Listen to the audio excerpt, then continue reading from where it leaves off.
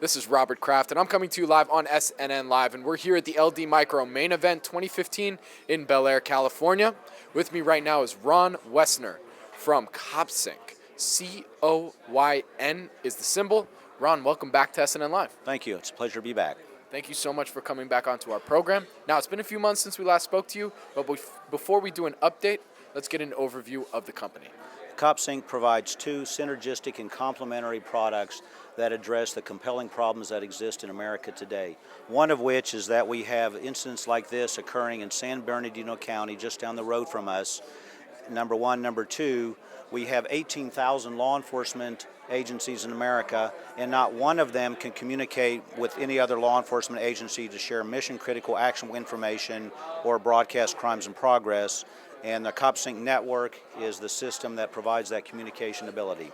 Okay, so before we get into the technology a little bit, because I have a couple questions, and also with current events, with what's going on, let's get an update since I believe we spoke in February this past year, or in 2015. So what's been happening in the company? Well, it's very exciting news. The company app listed to NASDAQ earlier this year, approximately 2 weeks ago, and we raised $10.6 million in gross proceeds from that offering, and hence we're well capitalized to execute on our business plan. And okay, so let's start with the current, what's been going on in the news and what's been happening. So how is what you're providing, your services, your products, can help potentially prevent situations like this? Yes, Robert. So we have a service we call COPsync 911, which is a threat alert service that avoids the 1 to 2 minute typical delay associated with a 911 phone call, because people under threat send alerts directly from their mobile devices or the computers in the school, for example, or in San Bernardino County, directly to the patrol officers in their patrol cars and the local dispatch center, and hence avoid minutes in those circumstances with seconds count. Furthermore, we provide the responding officers a map so they can know a vector to the school, a diagram as to the school or other facility, and a communications portal so the people under threat can communicate situational awareness in information in real time to the police officers, so when the officers roll up on scene, somebody can tell them that the violence or the circumstance is in the library, and the officer can look on the diagram and see where the library is. It's around the back of the building. We're going to drive around there, versus now what do? They drive to the front of the facility and they say, where's the library? All designed to save minutes in those circumstances when seconds count.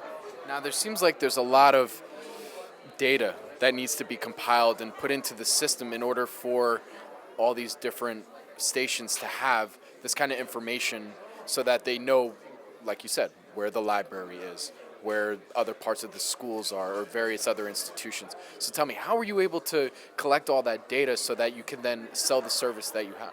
Well, Robert, it's actually a very simple process, because this is software as a service.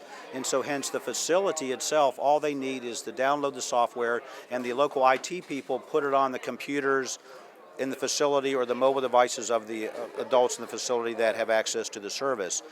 They then provide us a diagram of the facility, which under most businesses' emergency response plans, they have these pre-existing diagrams. We provide a map, which is readily available, online maps, and hence the officer not only has a map to know how to get there, but they have the diagram from the facility so they know exactly where to go. Okay, so let's talk about some of the sales and the commercialization strategies.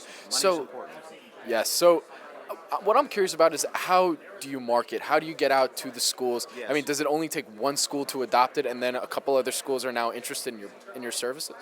Yes, and let me talk to you about that. We have approximately 900 facilities in the U.S.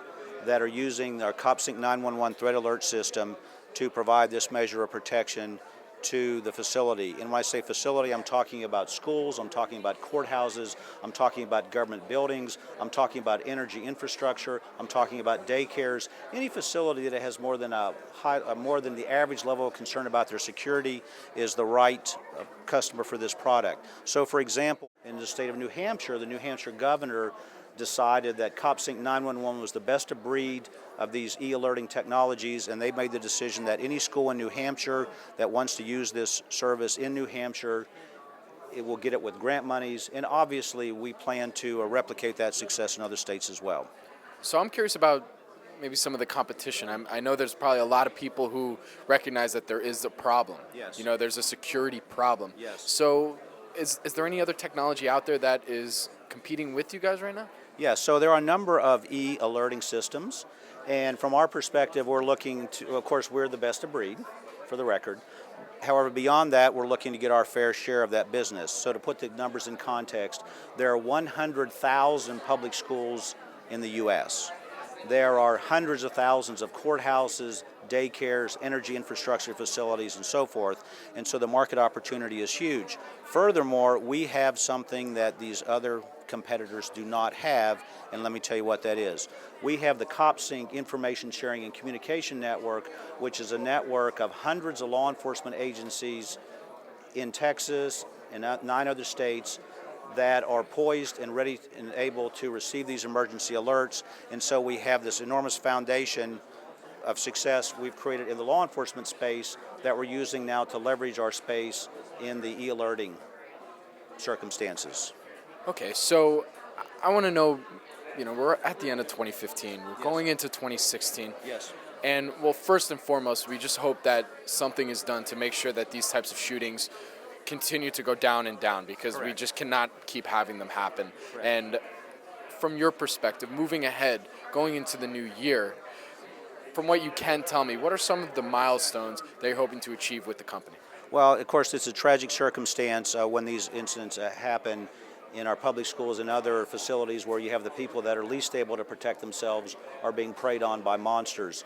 But let's talk about how serious the problem is. Since the tragic events of Sandy Hook, there have been over 1,000 mass shootings in the United States of America. That's a horrific, horrific problem. Furthermore, let's looking at the COPsync network information sharing communication system. There have been shootings of patrol officers and police officers. Every 60 hours, a police officer is killed in America.